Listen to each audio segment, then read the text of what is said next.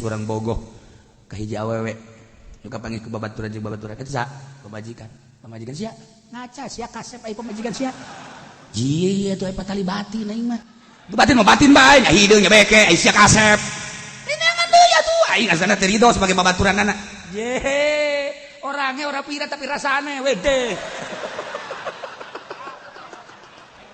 atuh sia masih aing mah aya tuh rasa aing lain deui. Masyaallah coba aing neuleuh pamajikan sia. Barang di dieu jahe pamajikan sia kadeuleu ku aing mah geus bandingkeun coba aya. Bandingkeun naonna?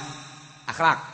Barang dideuleukeun isuk-isuk kudu mentah heula. Kopi neng, angel teh ge kaya. Teu hiji 0 sia jeung aing. Aing mah memeh hudang kopi geus aya.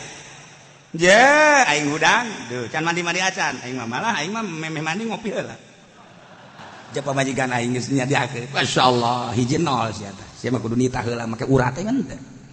Berarti kan akhlakna luar biasa. Tuh. Beres mandi. Sia kebelah mah teh sadangdan heula. Aing mah dibawakeun baju ku pamajikan. Peka make nu mana ya? Ieu apa nu ieu kaosna segala sampingna. Wonge ora pira. Tapi servise be. Encan ngurutan, pamajikan sia nu geus daekeun ngurutan. Kudu daekeun makana. Aing mah nitah teu nitah di urutan bae. Ieu pamajikan aing mah. Ngan aju ka dieu coba ka beuteung terusan. Nu kabelna mah di dieu ngurutan di beuteung. Cakeun ka bitang. Heeh sia boga pamajikan hebat aing mah boga geulis dong makan hati nu geulis mah. Aing mah jangan ngeunaheun jeung hebatna aing mah deuk ka mamana ge aing mah teu berat ku pamajikan. Sia mah berat kan? Heuh aing mah berat. Ya aing mah moal. Mantek sia moal kudu atuh sanu daekeun ka pamajikan aing. Aman aing mah. Heh teh dikunci ge lawang nah sanu daekeun.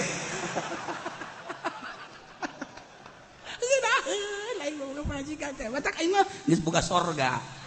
Di dunia ge, di dunia keneh. Sia